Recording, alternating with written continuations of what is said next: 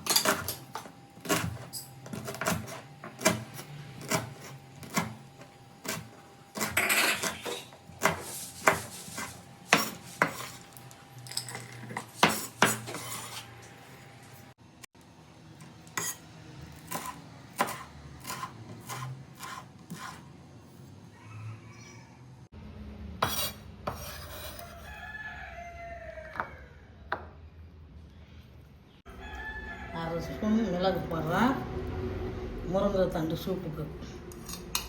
ஒரு ஸ்பூனு ஜீரகம், மிளகு கூட இருக்கலாம் சூப்புக்கு.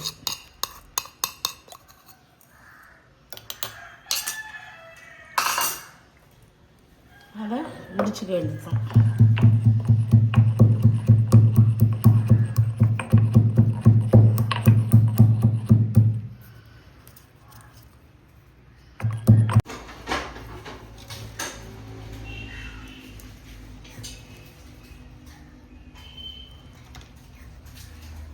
மிளகு ஜீரகம் இடிச்சாச்சு. இப்போ முருங்கைத்தண்டு அதை நசுக்கி கொதிக்க வைக்கணும். தண்ணியில் கொதிக்க வச்சு அந்த தண்ணியை வடிகட்டி தான் சூப் வைக்கணும். முருங்கைத்தண்டை நசுக்கி கொதிக்க வைக்கணும்.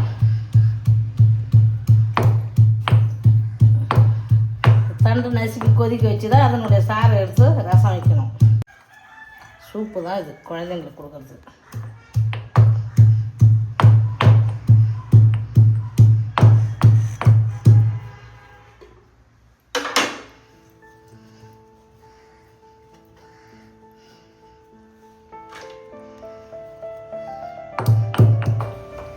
முருங்கைத்தண்டு சூப்பு செய்ய போகிறோம்.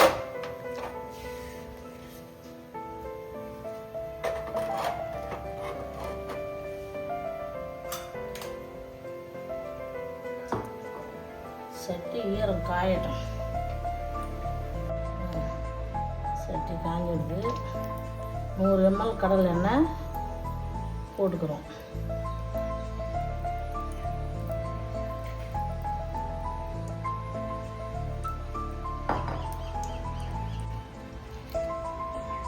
மசாலா ஐட்டம் மராட்டி மொக்கு,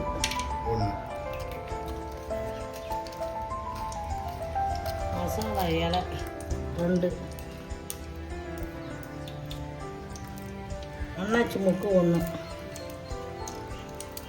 மசாலா பட்டை 1 துண்டு, ஒரு காஞ்ச மிளகா,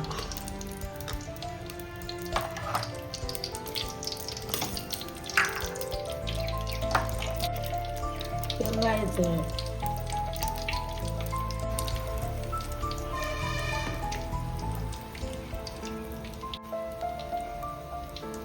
ஒரு பொடி கறிவேப்பிலை,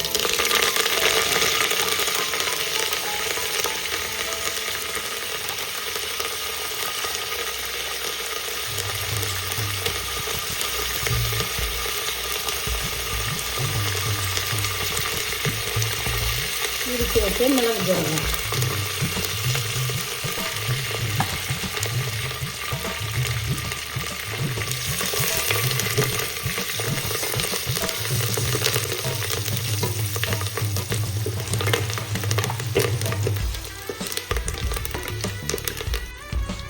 நறுக்குனா ஒரு பெரிய சைஸ் வெங்காயம் பொடி பண்ணி போட்டு வதக்க வேண்டியிருக்கோம்.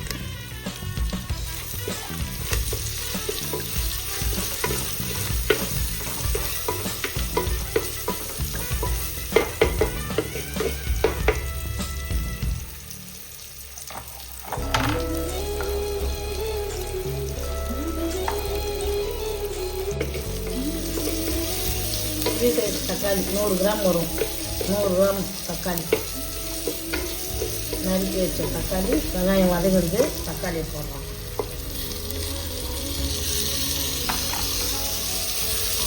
நல்லா வதங்கி தக்காளியை நசுக்கி விட்டு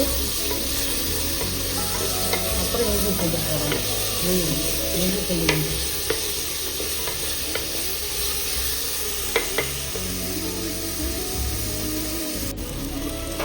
வெங்காயம் தக்காளி நல்லா வதங்கிடுது. இப்போ இஞ்சி பூண்டு பேஸ்ட்டு 1 ஸ்பூன் போட்டுக்க வேண்டியதுதான். 1 டீஸ்பூன் அளவு.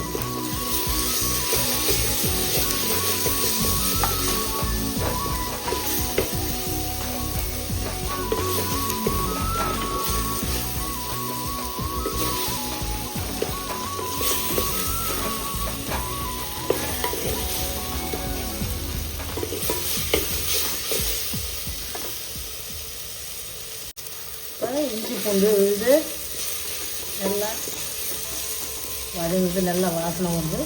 இப்போ நசுக்கி வச்ச முருங்கைத்தண்டை போட போகிறோம்.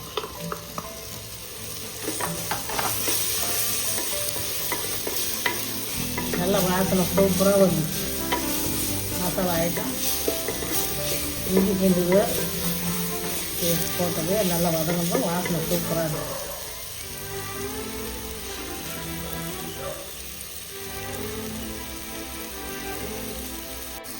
துவரம் பருப்பு வேக வச்ச 1 லிட்டர் தண்ணி, வடிகட்டின தண்ணி போடுறோம்.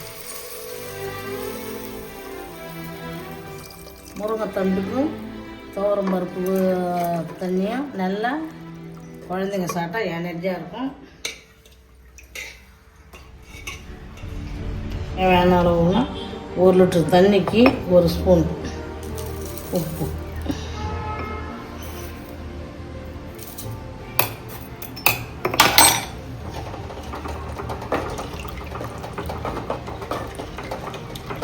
உப்பு கம்மியாக இருந்தால் கூட நம்ம போட்டுக்கலாம், உப்பு கூட சாப்பிட்றவங்க.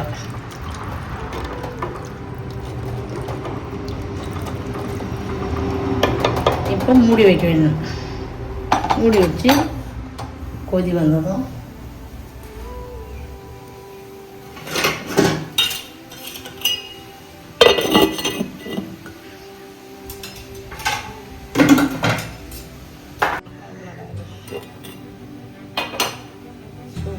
சூப்பு, முருங்கைத்தண்டு சூப்பு சூப்பராக குடிச்சிருது. கொத்தமல்லியை போட்டு இறக்கி சாப்பிட வேண்டியது தான்.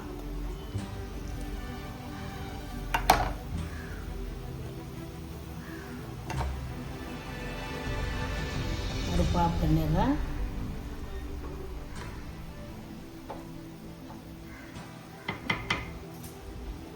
முருங்கைத்தண்டு சூப்பு ரெடி.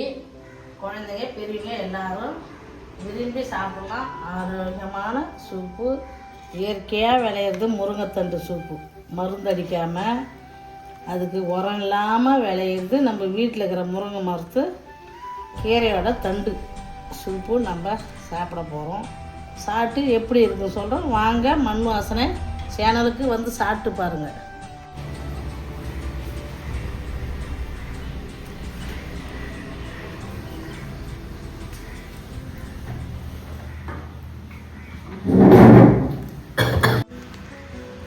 முருங்கைத்தண்டு soup super. குழந்தைங்களுக்கெல்லாம் மிளகு அதிகம் சேர்க்காதீங்க. நாம் சாப்பிடக்குள்ள மிளகுத்தூளை போட்டுக்கணும். சளி குழந்தைங்களுக்கு இருந்தால் பெரியவங்களுக்கு இருந்தாலும் மிளகுத்தூள் சேர்த்து சாப்பிட்டோம்னா சளி நம்மளுக்கு இல்லாத சரியாயிடும். போதுமான அளவுக்கு மிளகுத்தூள் போட்டு சூப்பு சாப்பிட வேண்டியது தான்.